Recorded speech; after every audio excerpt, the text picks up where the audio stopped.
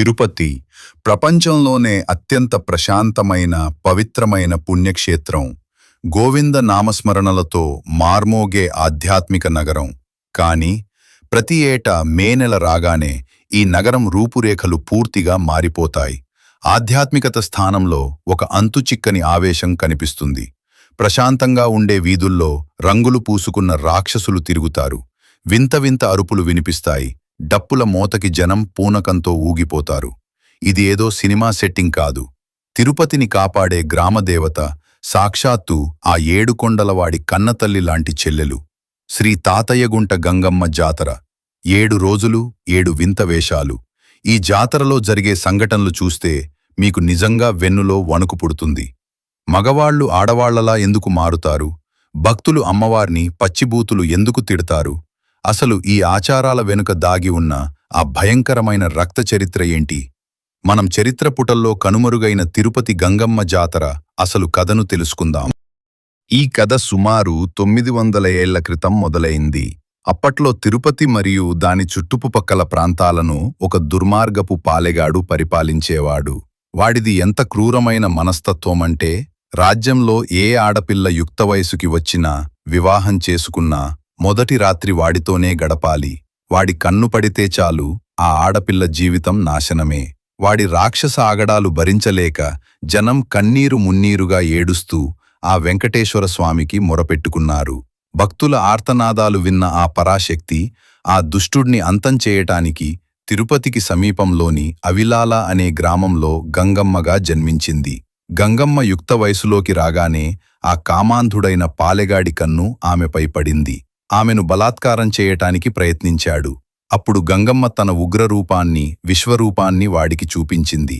ఆ భయంకరమైన రూపాన్ని చూసి వణుకు పుట్టిన పాలెగాడు ప్రాణభయంతో పారిపోయి ఒక చీకటి ప్రదేశంలో తలదాచుకున్నాడు. ఎక్కడ దాక్కున్నాడో తెలియని ఆ పాలెగాడిని బయటికి రప్పించటానికి గంగమ్మ ఒక మాస్టర్ ప్లాన్ వేసింది.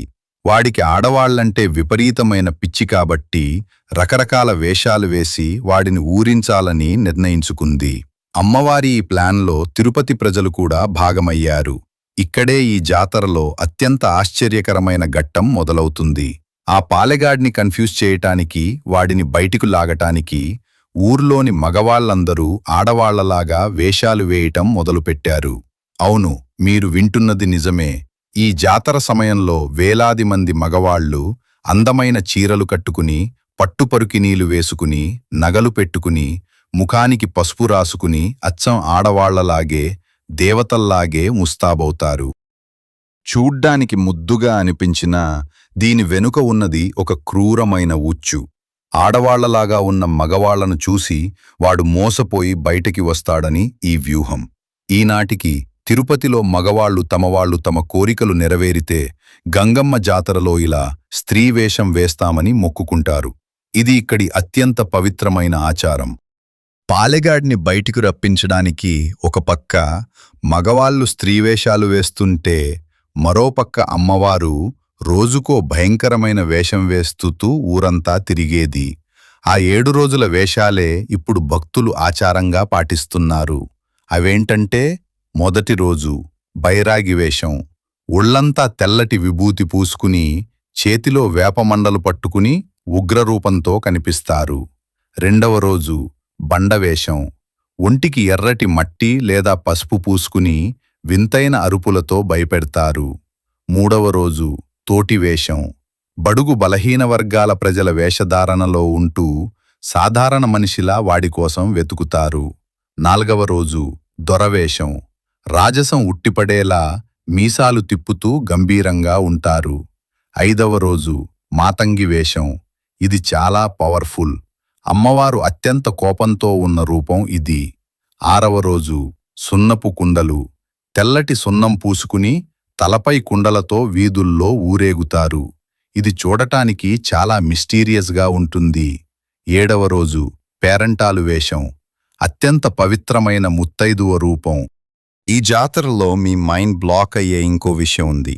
భక్తులు దేవుణ్ణి ప్రార్థిస్తారు కదదా, కానీ ఇక్కడ జనం అమ్మవారిని, ఆ పాలెగాడిని పచ్చి బూతులు తిడుతూ వీధుల్లో తిరుగుతారు. తప్పుగా అనుకోకండి, ఇది వాళ్ల సంప్రదాయం.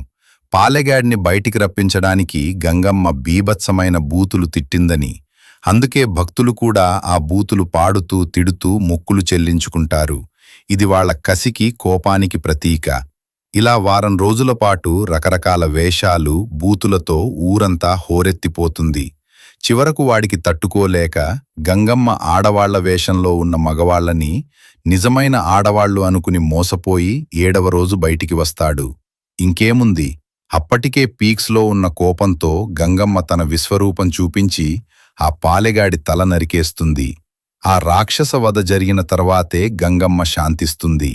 పాలెగాడి వధకు గుర్తుగా జాతర చివరి రోజు బలిక కార్యక్రమాలు. పూర్వం జంతుబలి ఉండేది, ఇప్పుడు గుమ్మడికాయలు కొడుతున్నారు, నిర్వహిస్తారు. అమ్మవారి విశ్వరూపాన్ని మట్టితో చేసి పూజల అనంతరం చెరువులో కలుపుతారు. మీకు తెలుసా, ఈ గంగమ్మను సాక్షాత్తు ఆ శ్రీ వెంకటేశ్వర స్వామికి కన్నతల్లి లాంటి చెల్లెలుగా భావిస్తారు.